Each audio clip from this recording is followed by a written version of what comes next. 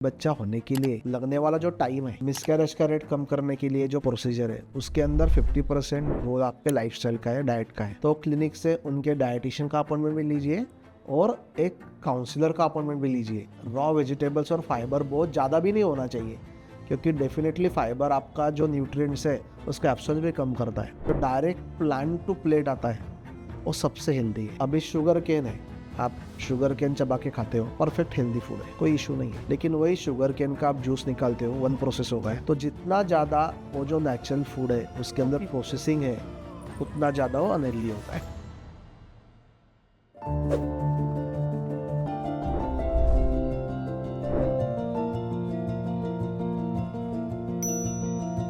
Welcome to the Pluro podcast sir. आपका स्वागत है। हमारे दर्शकों के लिए हम आपसे कुछ बेसिक सवाल पूछेंगे ताकि हमारे दर्शकों को अपनी प्रेगनेंसी प्लान करने के लिए न्यूट्रिशन हेल्थ कैसी हो उस पर थोड़ा सा हम उन्हें डिटेल कुछ गाइड कर पाएंगे, तो आपके तरफ से इंफॉर्मेशन बहुत ज़्यादा इम्पॉर्टेंट हो जाएगी। तो बेसिकली जेंडर स्पेसिफिक ना रखते हुए आप हमें बताइए कि क्लिनिकल न्यूट्रिशन कितने इम्पॉर्टेंट है अगर कोई कपल प्रेगनेंसी प्लान कर रहा है और वो फीमेल ओव्यूलेशन के लिए। अभी देखो, बेसिकली न्यूट्रिशन जो है ये नॉर्मली जेंडर स्पेसिफिक नहीं होता है। हाँ, लेकिन फीमेल्स के लिए ओवुलेशन का अंडा ओवुलेशन का क्वालिटी या ओसाइट का क्वालिटी, यूट्रस का जो इनर लाइनिंग होता है जिससे हम एंडोमेट्रियम कहते हैं, implantation, hormone level, metabolic overall health जिसके अंदर इंसुलिन रेजिस्टेंस हो गया, और लड़कों के लिए सीमेन का क्वालिटी हो गया। ये सब बातें जो है ये न्यूट्रिशन से रिलेटेड है। ओके। लेकिन ऐसा कोई मतलब लड़कों ने ये खाना चाहिए और लड़कियों ने खाना चाहिए ऐसा अलग अलग तो नहीं है, लेकिन दोनों के अंदर फंक्शन अलग अलग होता है। ओके। तो बेसिकली ओवरऑल न्यूट्रिशन का जो कॉन्सेप्ट है, हेल्दी डाइट ये हम किसे कहते हैं, तो सबसे important timing of the food. तो मॉर्निंग का और आफ्टरनून का जो टाइमिंग है वो इतना इशू नहीं है, लेकिन इवनिंग जो फूड है, जो शाम का हम खाना खाते हैं, वो 7 बजे के पहले खाना स्टार्ट करना चाहिए, सन साइकिल फॉलो करना चाहिए। उससे जो लेट नाइट हमारे बॉडी में मेटाबॉलिक चेंजेस होते हैं अवॉइड होते हैं, और उसका सबसे जो इम्पैक्ट होता है और रेजिस्टेंस पे होता है जिसे हम इंसुलिन रेजिस्टेंस कहते हैं। ओके। तो लेट ईटर्स में नॉर्मली इंसुलिन रेजिस्टेंस ज़्यादा होता है। अर्ली ईटर जो होते हैं शाम के 7 के पहले खाना खाएंगे तो लगभग आपका इंसुलिन रेजिस्टेंस कम रहता है। तो जिनका वजन ज़्यादा है या जो प्री डायबिटिक है, ऑलरेडी डायबिटिक है, उन लोगों के लिए तो बहुत इंपॉर्टेंट होता है टाइमिंग। ओके। दूसरा बात, खाने का ओवरऑल स्ट्रक्चर जो होता है, तो जितना ज़्यादा प्रोसेस फूड है उतना आपके लिए अनहेल्दी है। अभी प्रोसेस फूड का मतलब क्या है? मतलब फॉर एग्जांपल जो डायरेक्ट प्लांट टू प्लेट आता है वो सबसे हेल्दी है। So direct plant to plate इसका मतलब क्या है? अभी जैसा कोई फ्रूट है वो जिस तरह से लगता है पेड़ के ऊपर वैसा ही हम खाते हैं। राइट। जैसा एप्पल होगा डायरेक्ट खाते, specially okay, that is okay, लेकिन उसका कोई छिलका विलका निकालते नहीं है, डायरेक्ट खाते। So that is the perfect food. Okay. अभी शुगर केन है, आप शुगर केन चबा के खाते हो, परफेक्ट हेल्दी फूड है, कोई इशू नहीं है। लेकिन वही शुगर केन का आप जूस निकालते हो, वन प्रोसेस हो गया। ओ। फिर वही शुगर केन का जूस को उबाल के उसके अंदर से हम शुगर तैयार करते हैं, सेकंड प्रोसेस हो गया। राइट। वो शुगर का हम मिठाई बनाते हैं, थर्ड प्रोसेस हो गया। तो जितना ज़्यादा वो जो नेचुरल फूड है उसके अंदर प्रोसेसिंग है उतना ज़्यादा वो अनहेल्दी होता है। Got. So this is basic concept कि भाई प्रोसेस फूड मतलब क्या है, क्योंकि नॉर्मली हम इजीली बोल देते हैं प्रोसेस फूड, पैक फूड। तो इसका मतलब क्या है? तो जितना बार वो प्रोसेस होता है डायरेक्ट प्लांट से आने के बाद, that is called age processing food. Okay. तो वो अनहेल्दी होता है, क्योंकि नेचर के साथ उसके साथ काफ़ी जैसे मेन इंग्रेडिएंट्स होते हैं जिसका मल्टीविटामिन्स, मिनरल्स, फाइबर, ये प्रोसेसिंग में निकल जाते हैं। राइट। तो उसके वजह से कुछ अनवांटेड थिंग्स हमारे बॉडी में ज़्यादा हो जाती है, जैसा कार्बोहाइड्रेट। तो उसके वजह से फिर बाकी साइड इफ़ेक्ट आपको दिखने लगते हैं। अभी ये जो हेल्दी फूड है, ये अनहेल्दी फूड और हेल्दी फूड, तो ये इसमें दोनों में ये सबसे बड़ा अंतर है। अभी अनहेल्दी लाइफस्टाइल से क्या होता है खाने से, तो सबसे पहले लड़कियों में हार्मोनल इम्बैलेंस होता है, ओके। मेटाबॉलिक इम्बैलेंस होता है जिसके अंदर हम हाई रेजिस्टेंस इंसुलिन देखते हैं। थर्ड इज़ उस साइड का क्वालिटी पे इफेक्ट होता है। क्यों अफेक्ट होता है? क्योंकि उस साइड के अंदर जो डीएनए है, स्पर्म के अंदर जो डीएनए है लड़कों के अंदर, that is regulated by the diet. और डाइट माइक्रोन्यूट्रिएंट्स कम होंगे, विटामिन्स की लेवल कम होगी, मिनरल्स की लेवल कम होगी, या अनहेल्दी डाइट से आपके गट में इन्फ्लामेशन ज़्यादा होगा। तो इन्फ्लामेशन की वजह से जो हमारे बॉडी में बाकी पदार्थ बढ़ते हैं, उससे ये सब कुछ डैमेज होता है। इसके लिए डाइट लड़कियों के लिए लड़कों के लिए दोनों को सेम ही है, ऐसा कुछ ज़्यादा डिफरेंस नहीं है। हाँ, लेकिन दोनों में ये अलग अलग रोल प्ले करता है। सर अभी जब हम डाइट की बात कर रहे हैं तो एक महिला और एक पुरुष, इनके डाइटरी नीड्स अलग होती है उनके क्लिनिकली बॉडी के हिसाब से। ऐसा तो डाइटरी नीड मतलब वो कैलोरी वाइज इंटेक होता है। वो नॉर्मली लड़कियों से लड़के का हेवी काम होता है okay.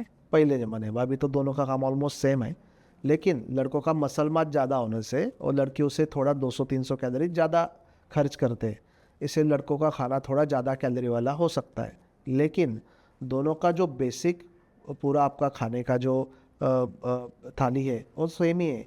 High protein, moderate fibre, less carbs और almost zero process food. This should be ideal diet for the couple.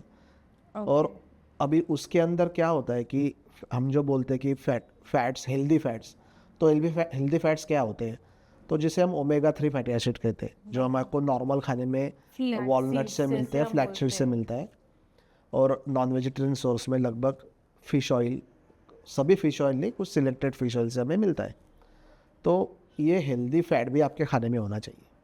So basically normal diet में आपको रूटीन खाना खाना है, और खाने में जो आप पल्सेस खाते हो वो पॉसिबली अनप्रोसेस्ड रहना चाहिए, मतलब डायरेक्ट आना चाहिए। जैसा अभी rajma direct from to meet करते, ब्लैक चना डायरेक्ट खाते, मटकी है, मसूर है, इवन आप तूर दाल भी डायरेक्ट खा सकते हैं विदाउट उसको पॉलिश किए, उसके आउटर कवर के साथ। So these are all direct plan to plate.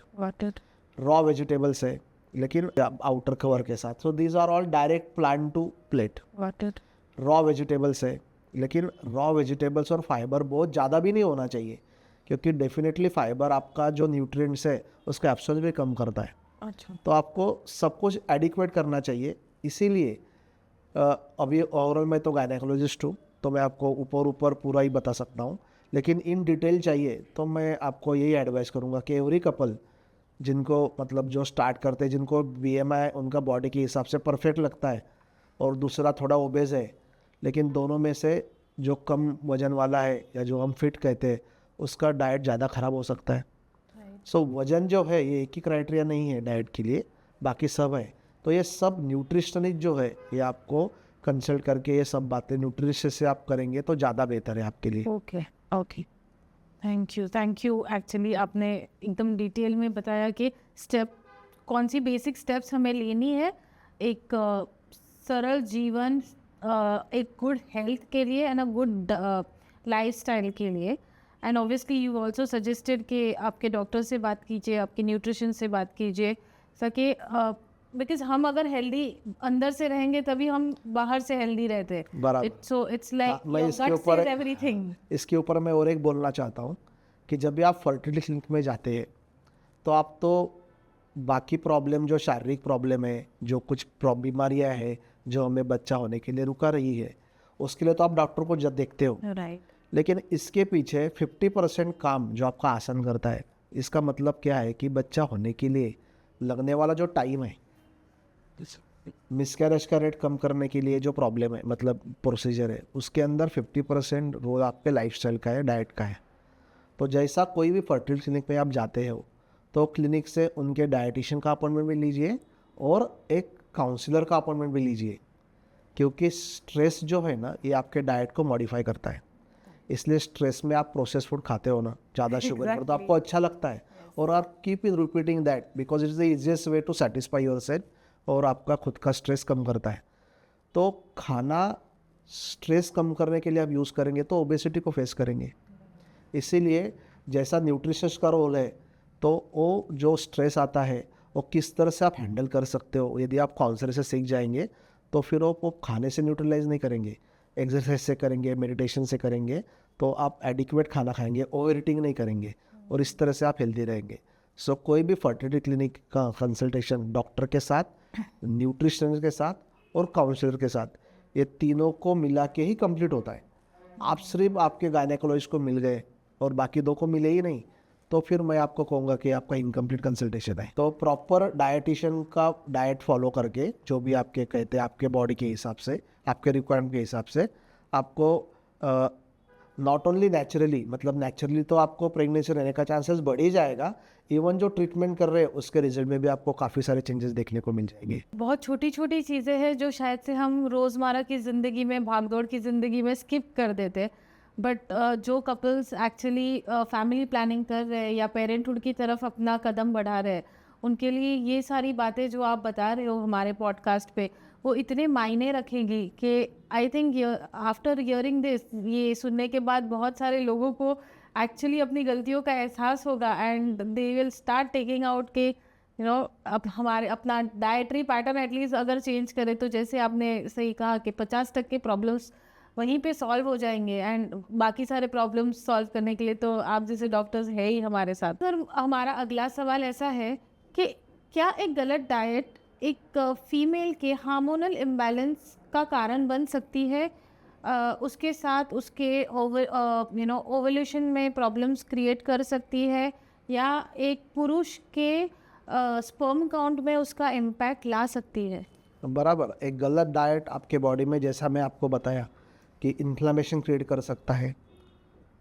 सिर्फ इन्फ्लामेशन नहीं, हमारे गट के अंदर फ्रेंडली बैक्टीरिया होते हैं। ये फ्रेंडली बैक्टीरिया का जो रेशो होता है, जो अमाउंट होता है, वो भी कम करवाता है। उसके वजह से हमारे बॉडी में काफ़ी सारे टॉक्सिन्स तैयार होते हैं जो हमारे सेल्स को डैमेज करते हैं, हमारे डीएनए को डैमेज करते हैं, हमारे सेल्स के अंदर जो माइटोकॉन्ड्रिया होता है, जो स्पेशली फीमेल्स में उस साइड में इम्पोर्टेंट होता है, वो डैमेज होता है। तो इसलिए हेल्दी डाइट जो है ये सभी लेवल पे काम करता है, और जैसा लड़कियों के लिए ओवुलेशन के लिए मदद करता है, यूट्रस का लाइनिंग प्रॉपर प्रिपेयर करने के लिए मदद करता है, और यूट्रस के लाइनिंग को बच्चा चिपकने के लिए जो एंडोमेट्रियल रिसेप्टिव होती है उसको इम्प्रूव करता है। उसी प्रकार से लड़कों में भी ये स्पर्म पैरामीटर्स, जैसा स्पर्म काउंट बढ़ाना, स्पर्म की हलचल बढ़ाना, मोटिलिटी बढ़ाना, आपका स्पर्म का जो डीएनए होता है और डीएनए का डैमेज कम करवाना, स्पर्म का वॉल्यूम बढ़ाना, इरेक्टाइल डिस्फंक्शन कम करना, ये सब बातें काफ़ी सारे प्रमाण में सिर्फ डाइट फॉलो करने से इम्प्रूव होता है। ओके। और साथ में, क्योंकि हर डाइट में सभी प्रकार के न्यूट्रिएंट्स हर रोज़ नहीं जा सकते, इसलिए लड़कियों के लिए फोलिक एसिड है, ओमेगा 3 फैटी एसिड है, विटामिन B12 है, जिंक है, आयरन है, विटामिन डी है, कैल्शियम है। लड़कों के लिए ये तो है, इसके साथ में सेलेनियम है, जिंक है, अल्ट्रा। फूड के, एज आपने कहा कि फूड के मायनों में ये तो है, नहीं या नहीं, फूड तो है, साथ में medicines आपको ये सप्लीमेंटेशन लेना है। ओके। तो जैसा इन एडिशन मतलब क्यूएंजाइम Q10 हो गया, और ये सब लड़कों एल कार्नाइटिन हो गया, ये सब लड़कों में स्पर्म पैरामीटर के लिए चाहिए। तो बेसिकली डाइट तो फॉलो कीजिए, और साथ में आप ये जो न्यूट्रिएंट्स है वो भी आप आपके डेली लाइफ में ऐड कीजिए।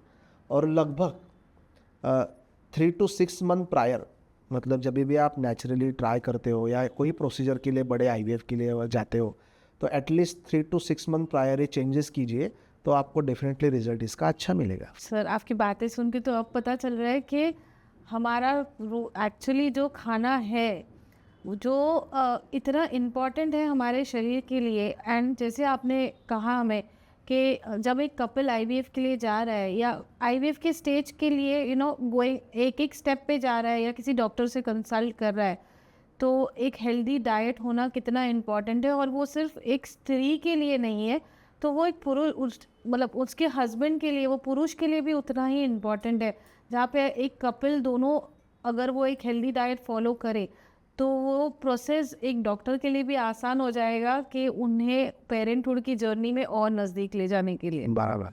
सर हमारा अगला सवाल ऐसा है कि जब कोई कपल कंसीव करने की कोशिश कर रहे हैं तो उस आपका अनुभव के हिसाब से कौन से बेसिक न्यूट्रिशंस है जो आप देखते आ रहे हो कि बहुत निगलेक्ट कर रहा है मतलब पीपल डू निगलेक्ट कि आपने ऐसे केसेस हैंडल किए हैं कि हेमोग्लोबिन कम है, B12 कम है लेडी में, because they don't have that much portion of iron rich food. तो obviously hemoglobin is a very crucial part when you as a doctor is doing an IVF cycle. आप तो सबसे पहले blood test करवाओगे.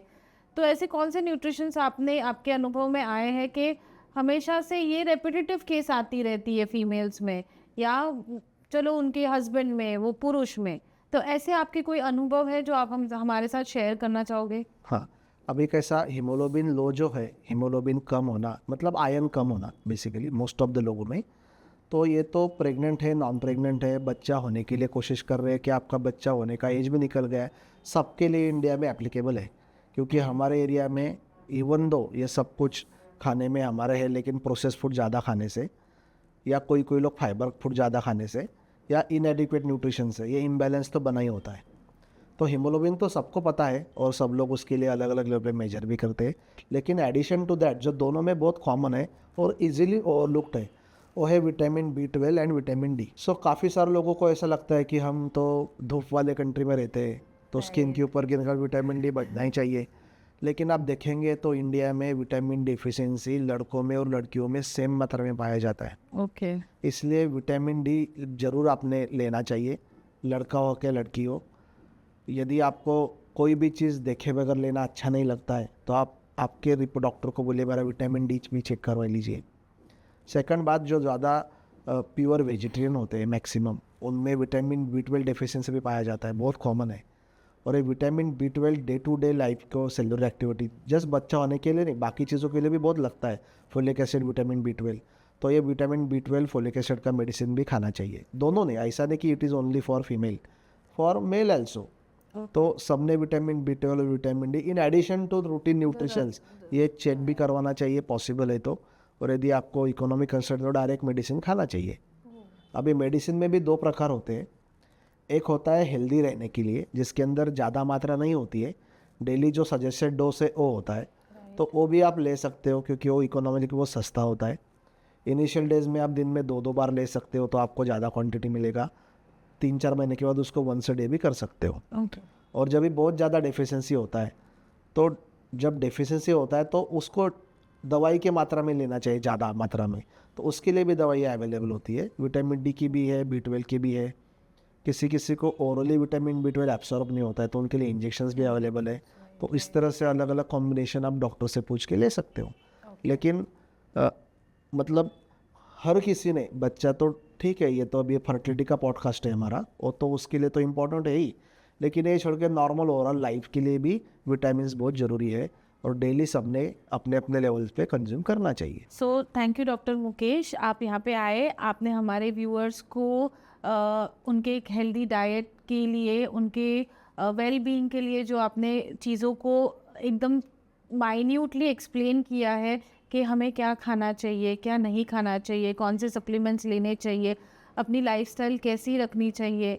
Because आगे जाके जो couples family planning कर रहे हैं उनके पूरी जर्नी में ये उनको कैसे हेल्प करेगा, आपने ये भी एक्सप्लेन किया. आपका बहुत बहुत धन्यवाद. और इसी के साथ हम हमारा आज का ये पॉडकास्ट यहीं पे समाप्त करते हैं. Thank you. तो कोई ज़रा मोटा है, 26-28 BMI है, लेकिन उसका विसरल फैट एकदम कम है, और दूसरा उसका BMI 24 है, फिट है ऐसा लग रहा है आपको, लेकिन उसका विसरल फैट ज़्यादा है. तो जो पतला है और उसका विसरल फैट ज़्यादा है वो ज़्यादा अनहेल्दी है कंपेयर टू द पर्सन जो ओबेज है लेकिन उसका विसरल फैट कम है. कहे वाला थे कि हम घर का ही खा रहे हैं तो हेल्दी है, ये ज़रूरी नहीं है. क्योंकि आपके घर के खाने में आप यदि कार्बोहाइड्रेट ज़्यादा खा रहे हो, प्रोसेस्ड फूड का ही यूज़ करके आप खा रहे हो, या फ्रोजन फूड करके ये गर्म करके खा रहे हो जो घर में बनाया है, तो आपका बेसिक खाना ही अनहेल्दी होगा. तो भले वो बाहर से मंगाओ क्या घर में बनाओ, वो तो इम्पैक्ट आपके बॉडी पे करने ही वाला है. मॉडरेशन इज़ अ की फॉर सक्सेस. मतलब जो भी कुछ आप करेंगे वो एकदम एक्सेस भी नहीं करना है और एकदम कम भी नहीं करना है.